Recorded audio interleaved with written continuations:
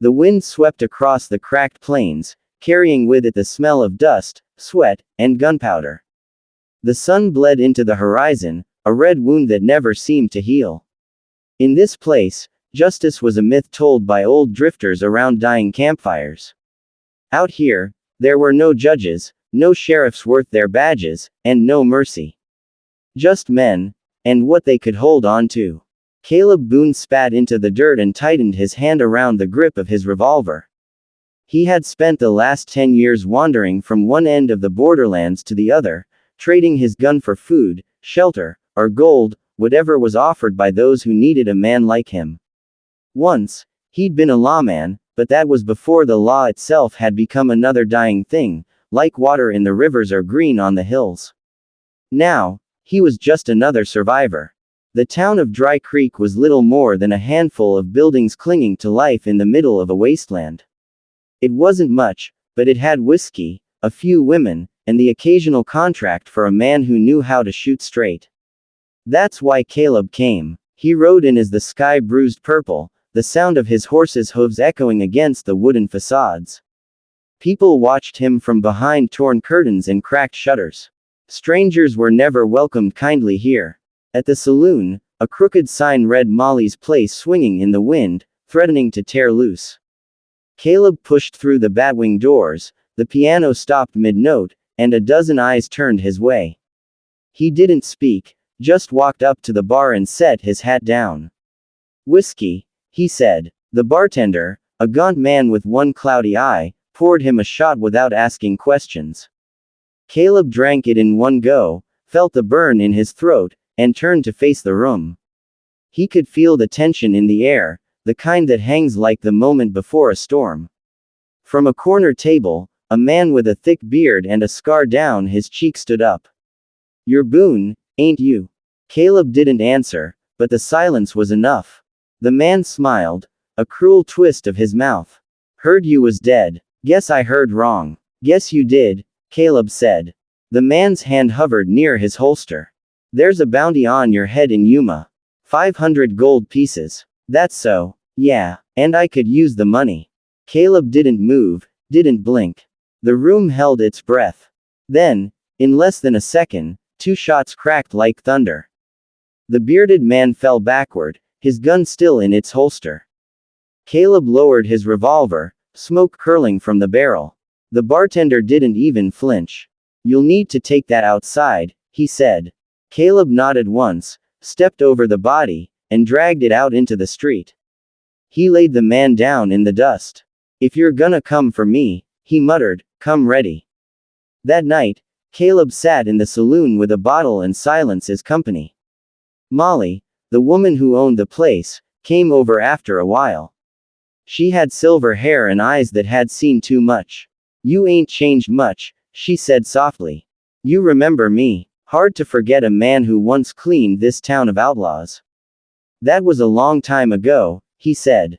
"Not long enough," she replied. "You're bringing trouble with you again, Boone. You always do." He smiled faintly. "Trouble finds me. I don't go looking for it." Before she could answer, the sound of horses filled the street, too many to be a coincidence.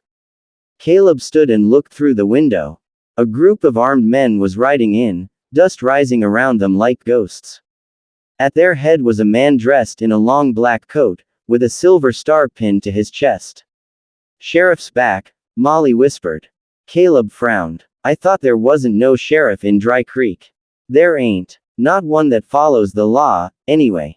The man in black dismounted and shouted, "Everyone out. We got business." The saloon emptied fast, leaving only Caleb and Molly inside. "Stay behind the bar," Caleb said. Then he stepped out onto the porch. The man in black looked him over. "Caleb Boone. I've been waiting a long time to see you again." Caleb's eyes narrowed. "Elias Crane." Elias smiled. "So you remember. Good. You left me to die out in the desert 15 years ago. You were running with rustlers. I gave you a fair chance to walk away. And you shot my brother instead," Elias said. His voice was calm, but there was a fire behind his eyes. "Now I'm here to collect what you owe." Behind him, his men shifted, hands twitching near their weapons. Caleb's jaw tightened. I don't owe a damn thing to the likes of you. Then you best start praying, Elias said. The next few seconds were chaos. Gunfire split the air, men shouting, horses screaming.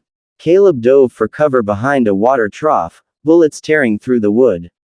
He fired back, dropping one man, then another. The street filled with smoke and the smell of cordite. Elias. Men fanned out, circling the saloon. Caleb reloaded quickly, knowing he couldn't hold out long. Then he heard a click behind him. Drop it, a voice said.